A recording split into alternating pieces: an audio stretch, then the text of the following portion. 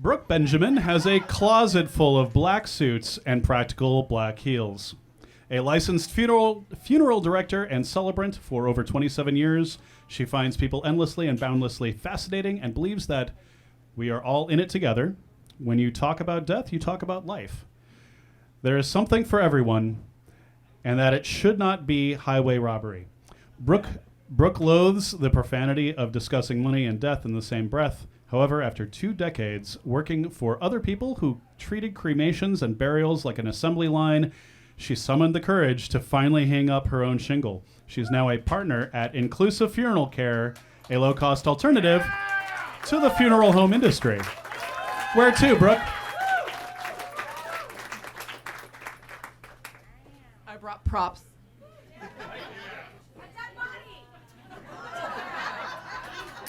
No dead bodies. Yeah, just a little bit. Dignity and respect is never too much to ask for. This is an engraved hanky box. On top it says Yoria. These are items from a Greek dowry that are over 100 years old that were made by some of my greats. They're beautiful.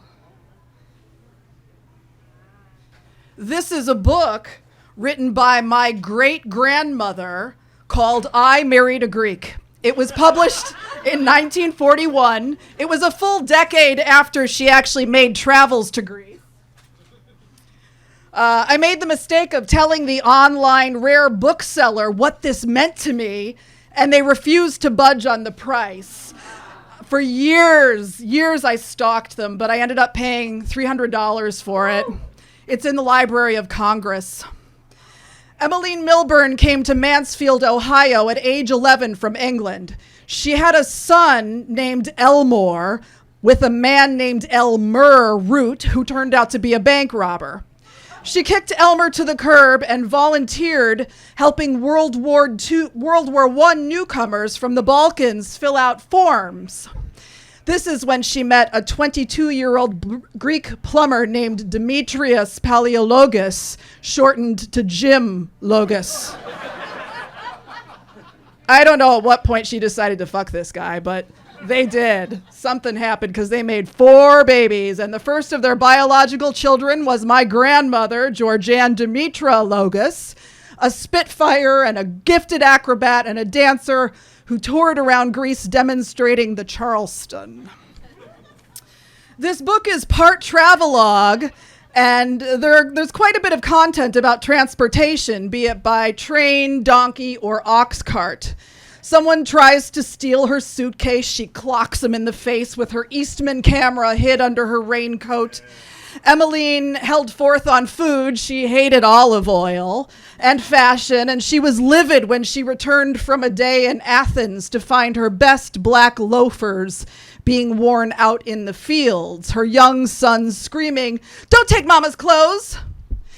She visited orphanages and monasteries where she pointed out that Jesus would not have approved of the disparity between the interior opulence of these churches and the starvation and lack of hygiene apparent in the influx of Albanian and Turkish refugees.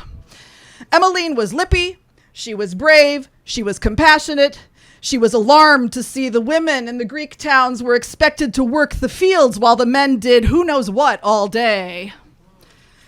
She brokered marriages within families who were hesitant to let their daughters with huge dowries marry men who were too tall, or sons marry girls without dowries, or to let others take off to America. Dowries were hugely important. The final chapter is called Greece, I Love You and I Leave You, in which she returns to the States and operates Emmeline's Bureau of Missing Greeks, reuniting 22 families. All of this bridge building and ad hoc social work, I know where my own desire to tell stories and to help make sense of sadness comes from. Thanks, Emmeline. I also recognize her actions in the unpaid work of my own mother, Georgia Yoria Diane Stratus Benjamin, She did a lot of good works in her own life.